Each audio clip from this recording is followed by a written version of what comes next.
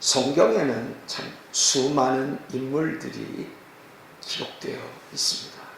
그런데 그 수많은 인물들 가운데 하나님께서 저 친구는 정말 내 마음에 쏙 드는 친구야, 이렇게 말하는 사람이 있는데 흔한 표현은 아니지요. 바로 그 대상이 다윗이라는 말입니다. 이것을 잘 기록해 주고 있는 말씀이 바로 사도행전 13장 22절의 말씀입니다. 내가 이새의 아들 다윗을 만나니 내 마음에 합한 사람이라, 내 마음에 맞는 사람이라, 내 뜻을 다 이루리라. I have found David, son of Jesse, a man after my own heart. He will do everything I want him to do. 나는 이 말씀을 생각할 때마다 다윗은 도대체 어떤 인물이기에 하나님이 저와 같은 표현을 다 쓰셨을까라는 생각을 마음속에서 지울 수가 없습니다. 그는 구약에 여러 이스라엘의 왕들이 있지 않습니까? 그런데 그 여러 왕들 가운데 하나의 선을 행하고 하나님 앞에 정직히 행하는 왕의 기준점을 제시한 인물이 바로 다윗이라는 거예요. 그래서 여러 왕들을 소개할 때마다 성경은 말씀하십니다. 다윗과 같이, 그의 조상 다윗과 같아서 정직히 행하였더라. 이 다윗이라는 인물이 기준점으로 올라가는 거예요. 악한 왕을 언급할 때도 마찬가지입니다.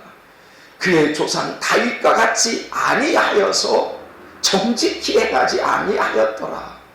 다윗이 그 왕직을 수행하는 여러 왕들의 하나의 기준이 되어져 갈 정도였다라는 거예요. 특별히 우리가 마태복음을 읽다 보면 맨 앞에 나오는 예수 그리스도의 족보에 대해서 우리들이 살펴보게 되어지죠.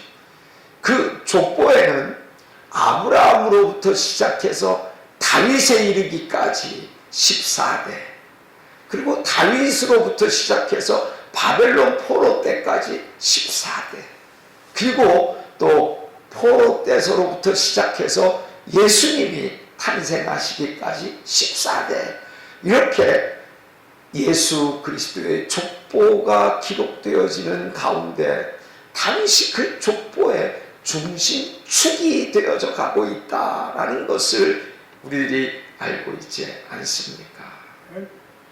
도대체 다윗의 그 어떤 면모가 하나님의 마음을 그토록 훔칠 수 있었을까라고 하는 의구심을 우리는 도대체 지울 수가 없는 거예요. 오늘 본문 말씀의 배경이 바로 그렇습니다. 이스라엘의 법궤가 블레셋에 빼앗겨진 지 20년이 되어져 가는 그런 장구한 세월이 흘렀는데 하나님의 은혜로 다윗이 왕이 되면서 가장 먼저 그 법궤를 다윗성에 안치하고자 했습니다. 그러나 그것이 순탄하지만은 않았는데 결과적으로 그 법궤가 그 예루살렘의 다윗성의 안치에 들어오고 있는 상황이었어요. 다윗은 그 법궤가 다가오는 상황에서 그 감격과 그 기쁨과 그 은혜를 말로 다 표현할 수가 없을 지경에 처해 있었던 거예요. 그래서 다윗은 너무나 좋았던 거예요. 너무나 좋아서 그 법궤가 오는 상황을 바라보면서 덩실덩실 춤을 추는데 좀 과격하게 춤을 췄는지 그 왕의 바지춤이 흘러내리게 되어진 겁니다.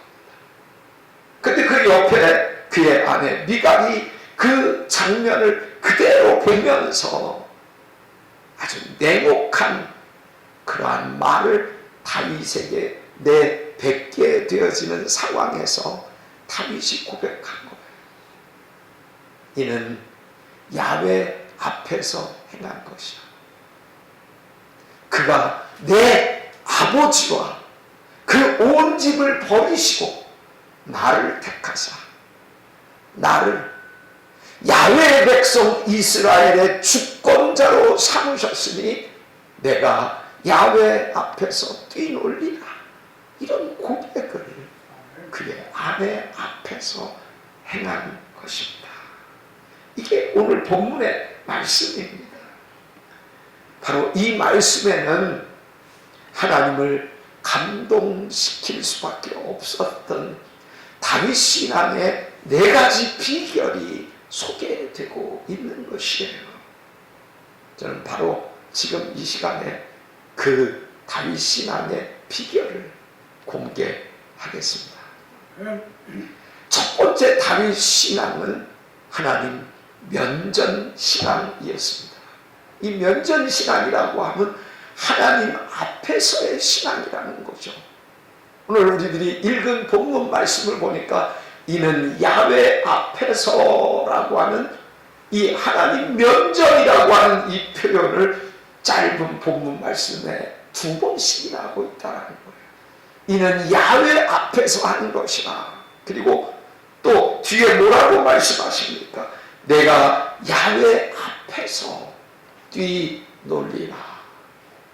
이와 같이 2번씩이나 야훼 앞에서라고 하는 말을 그가 할 수 있었던 것은 하나님이 늘 나와 함께 하시고 하나님이 나를 보고 계셔.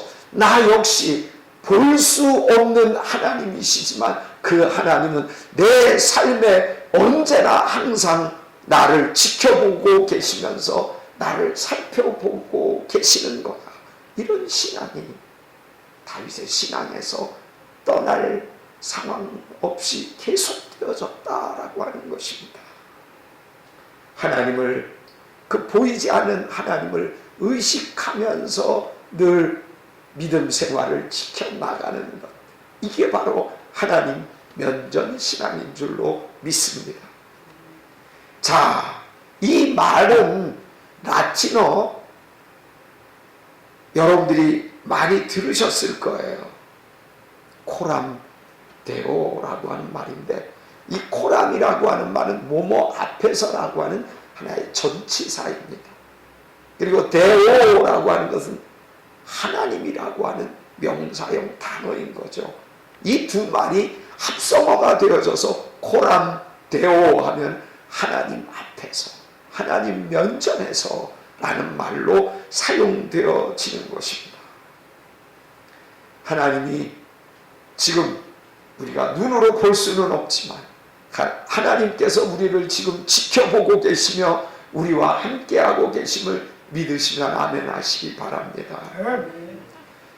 하나님이 진정 우리를 바라보고 계시며 나와 함께하고 계시는데 우리의 예배는 어떻게 드려져야 하겠습니까?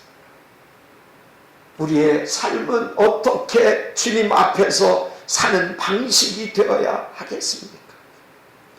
우리가 내뱉는 말은 하나님 앞에서 어떠해야 하겠습니까?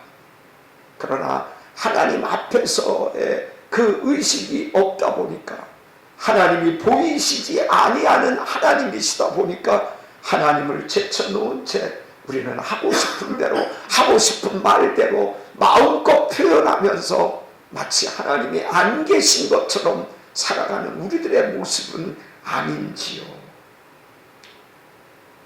다윗은 사람들의 눈을 의식하지 않았던 거예요.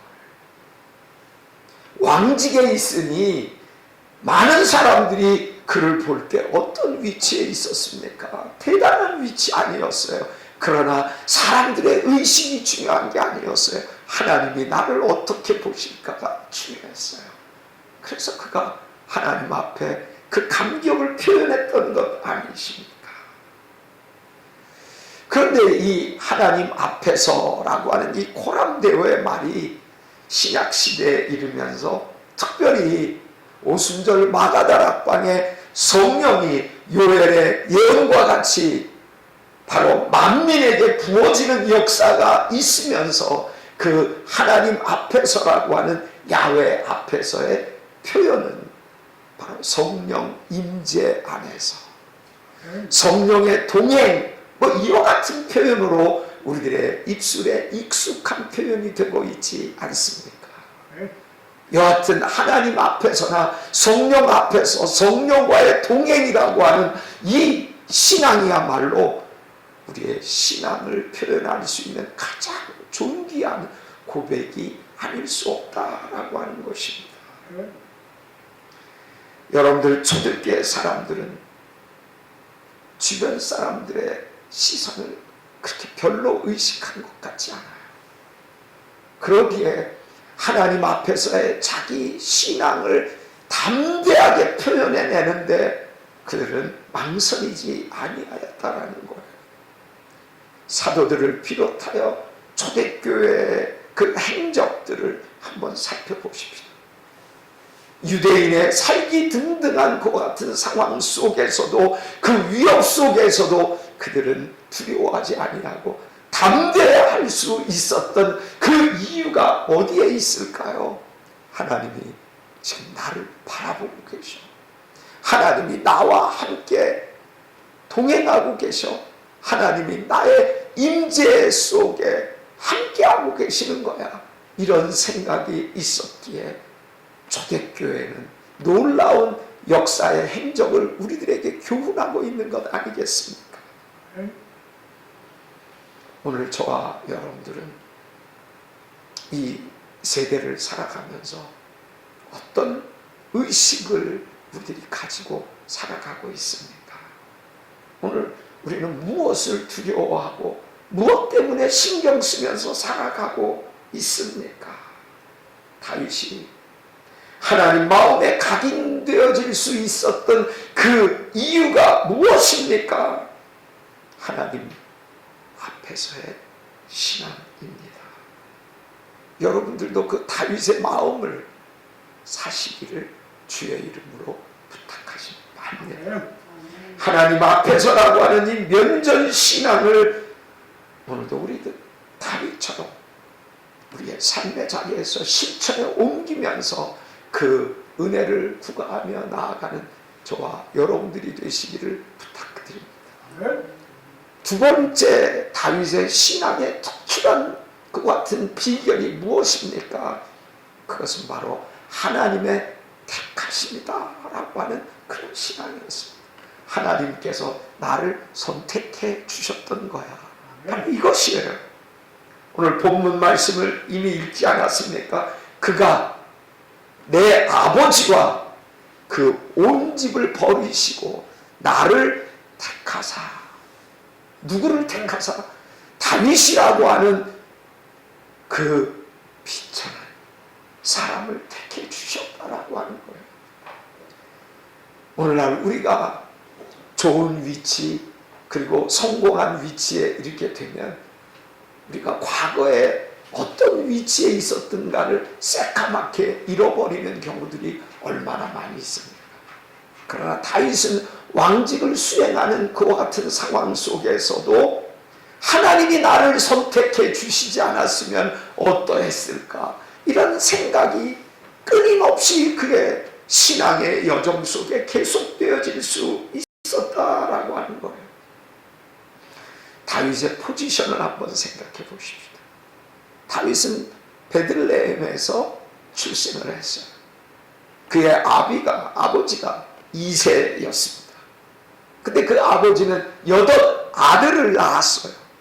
그 8 아들 중에 맨 막내가 다윗이었는데 어떻게 보면 하나님께서 다윗을 사울 왕의 뒤를 이을 자로 계획을 하시고 사무엘을 불러서 너 이새의 집에 가서 그 아들 중에 하나를 기름 부어라 라고 하지 않으셨습니까?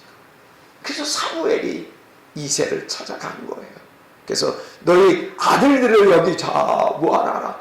그러면 내가 그들 중에 하나 기름을 부을 것이다 라고 했는데 오죽하면 아버지의 시선에서도 밖에 머물러 있었던 존재가 바로 그 막둥이 다윗이었다라고 하는 거예요. 아버지가 보기에도 그렇게 뭐 별로 내세울 만한 것도 없고 그렇게 눈에 띄지 않는 아들이 바로 막내인 다윗이었다라고 하는 거예요.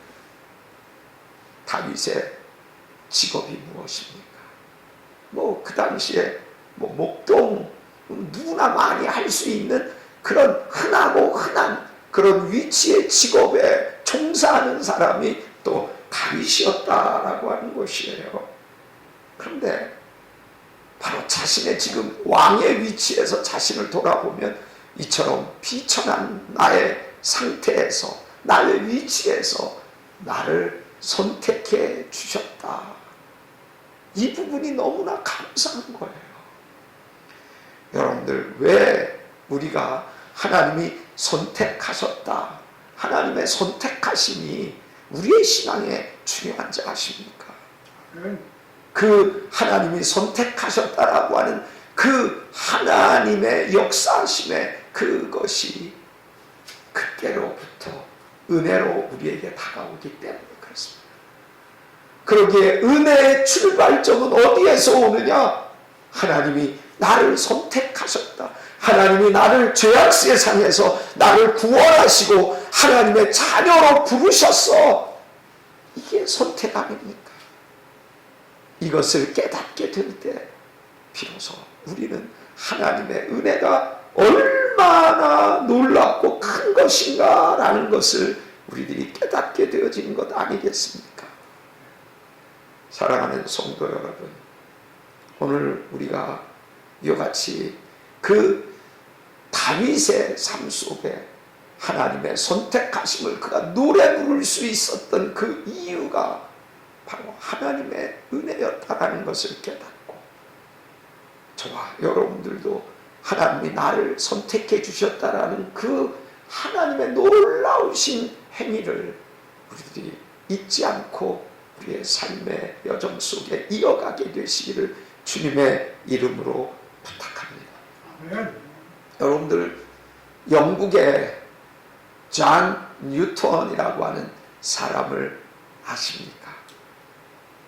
여러분들, 이 존 뉴턴이라고 하면 무엇보다도 우리가 익혀 부르고 있는 나 같은 죄인 살리시인이라고 하는 어메이징 그레이스의 작사를 하신 분이 바로 이 존 뉴턴이라고 하는 사람입니다.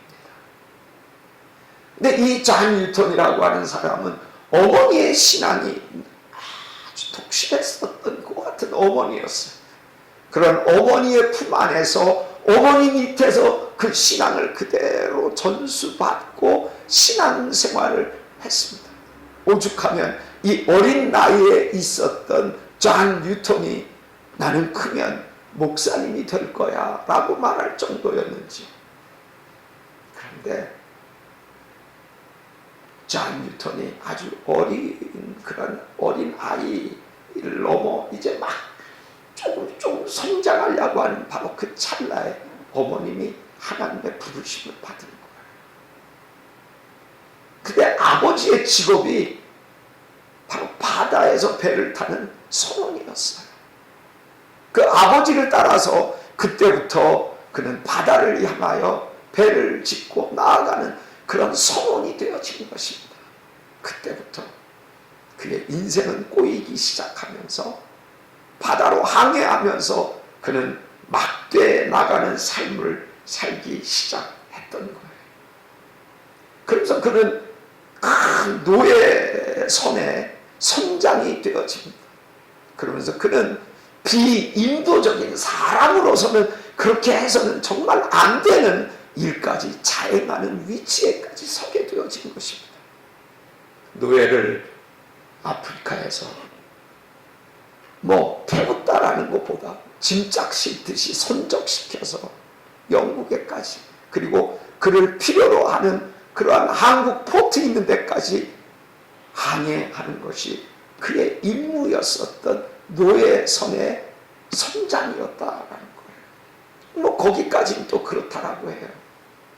배를 항해하면서 그 열악한 환경에 있었던 노예들의 위치를 생각해보면 병약해져가지고 죽게 되기도 하고 얼마나 어렵습니까? 그러면 보기에 시원찮지 않다라고 생각이 되면 바다에 던져버리는 악행까지도 고사하지 않고 바로 행했다라는 거예요. 사람을 사람처럼 취급하지를 않았어요. 항해 중 노예들이 반발하고 불순종하는 기색이 보여지면 가혹한 채찍질을 그 노예들에게 말로 형용할 수 없을 정도로 그 노예들을 짓밟아 버린 바로 그 대상자가 존 뉴턴이었다고 하는 거예요. 그리고 그 배가 항구에 정착하면 그 항구에 정착하면서 술과 향락에 빠져서 무질서한 삶을 살았던 장본인이 바로 다름 아닌 존 뉴턴이었던 것입니다. 그런데 그가 항해를 하는 어느 날 갑자기 거대한 폭풍우가 몰아치면서 그 배가 완전히 침몰 위기에 몰리게 되어진 겁니다. 그때 그는 눈을 떠서 생각을 해보니까 어머니 밑에서 신앙생활을 했었던 그 어렴풋한 생각이 다시금 떠오르게 되면서 뭐라고 외치느냐. 주여, 주여, 저에게 은혜를 베푸소서. 감히 하나님 앞에서 은혜를 말할 수 있는 위치가 아닌 존 뉴턴 아니었습니까? 그는 그가 그 위기의 상황 속에서 하나님 앞에 주여 나에게 은혜를 베푸소서라고 큰 소리로 외쳐 하나님 앞에 부르짖었다라는 거예요. 그런데 얼마만큼의 시간이 흐르자 그 배가 기적같이 그 질풍노도하는 파도가 갑자기 잔잔해지기 시작하면서 그는 하나님이 살아 계심을 깨닫게 되어지면서 그는 자신의 흉측한 죄를 그 선상 배 위에서 회개하면서 급기야 노예 선장직을 때려쳐 버리고 말게 됩니다. 그리고 뒤늦게 그는 신학을 공부하게 됩니다. 그리고 신학을 마치고 목사가 되어져서 영국의 그 외딴 시골 교회에 사역을 감당하면서 어느 날 이제 새로운 신년 새해를 맞이하여 성도들에게 외쳐야 할 말씀을 준비하고 있었던 것입니다. 그런데 그 설교의 본문 말씀이 역대상 17장 16절 17절 말씀이었어요. 우리 한번 역대상 구약성경 역대상 17장 16절 17절 말씀을 우리 한번 찾아서 같이 한번 읽지 않겠습니까? 역대상 17장 16절 17절 말씀입니다. 우리 다 같이 한 목소리로 읽겠습니다. 시작. 다윗 왕이 야훼 앞에 들어가 앉아서 이르되 야훼 하나님이여 나는 누구이오며 내 집은 무엇이기에 나를 여기까지 이르게 하셨나이까. 이 말씀은 다윗은 정말 자기 스스로를 돌아봐도 아무것도 아닌 존재였는데 바로 나 같은 자를 이스라엘의 왕으로 세우셔서 지금까지 은혜를 베풀고 계시니 이거 도대체 어떤 연유입니까? 너무 감격스러워서 하나님 앞에 하나님의 그 은혜를 고백하고 있는 장면이 바로 그 말씀이라고 하는 거예요. 뉴턴은 이 말씀을 묵상하면서 베들레헴의 목동에서 바로 이스라엘의 왕이 되어진 다윗이 아프리카 노예 상인에서 하나님의 종이 된 자신처럼 느껴졌다라고 고백을 합니다. 그 말씀이 감동이 되어진 것은 다윗과 비교할 수는 없지만 그러나 다윗이 그같이 하잘것없는 신분에서 하나님께서 그를 세우신 것처럼 나도 하잘것없는 흉측한 죄인의 자리에서 나를 하나님의 종으로 세우시지 않았어. 이 말씀을 묵상하면서 그는 하나님 앞에서 무릎 꿇고 엉엉 울게 되는 거예요. 그래서 그 감격에 못 이겨서 그는 그 하나님의 은혜를 글로 써 나가기 시작합니다. 바로 그것이 오늘 나 같은 죄인 살리심이라고 하는 찬송가 305장인데 우리 목사님이 우리 찬송가 305장을 우리 한번 몇 절이라도 우리 한번 그 은혜 찬송가 305장 우리 한번 찬양하면서 존 뉴턴의 그 마음을 한번 우리 되새겼으면 좋겠습니다. 나 같은 죄인 살리시.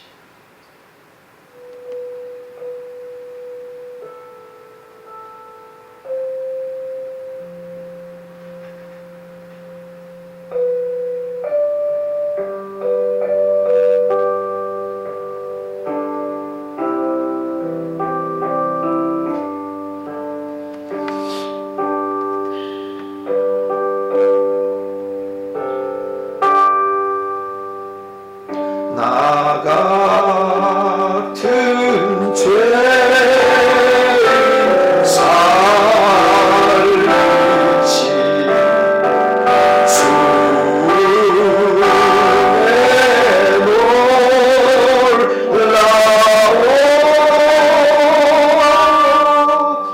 이었던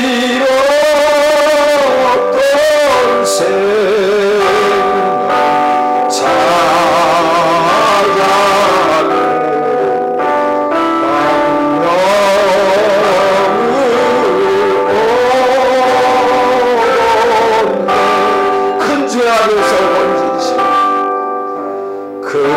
주의 놀라운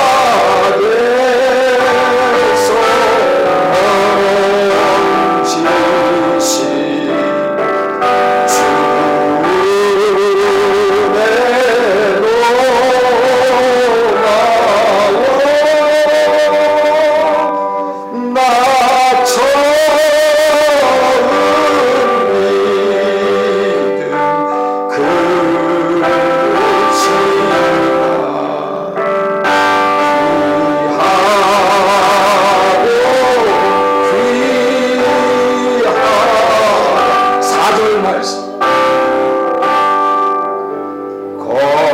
그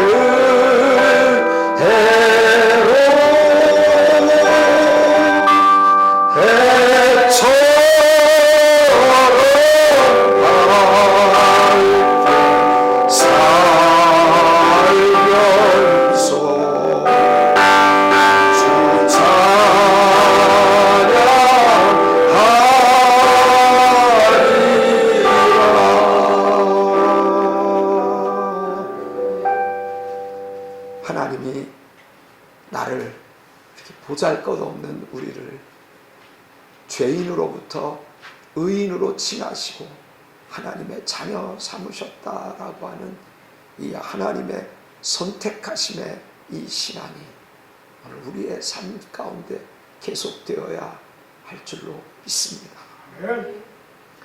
세 번째 비결은 하나님 소명 신앙입니다.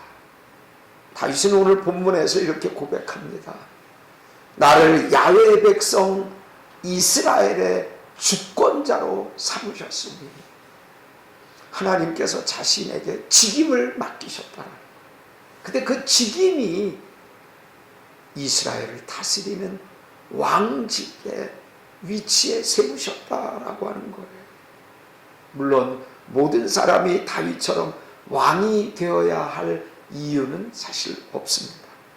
우리가 왕가를 썼든 빗자루를 들었든 그것이 하나님이 맡겨진 사명이라면 우리는 바로 그 자리가 내가 충성하고 헌신해야 할 그러한 자리가 되어진다라는 것을 다윗은 늘 마음에 품었다라는 거예요.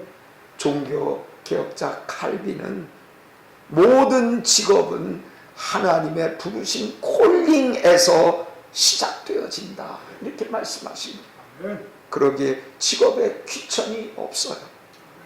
그 직업은 하나님이 우리에게 맡겨주신 것인데 하나님은 다윗으로 하여금 이스라엘 역사의 가장 위대한 성군으로 만들어 주셨다라고 하는 것입니다. 바로 소명의식 때문이었습니다. 하나님이 나를 부르셨지. 다윗의 목동 때를 한번 기억해 보십시다.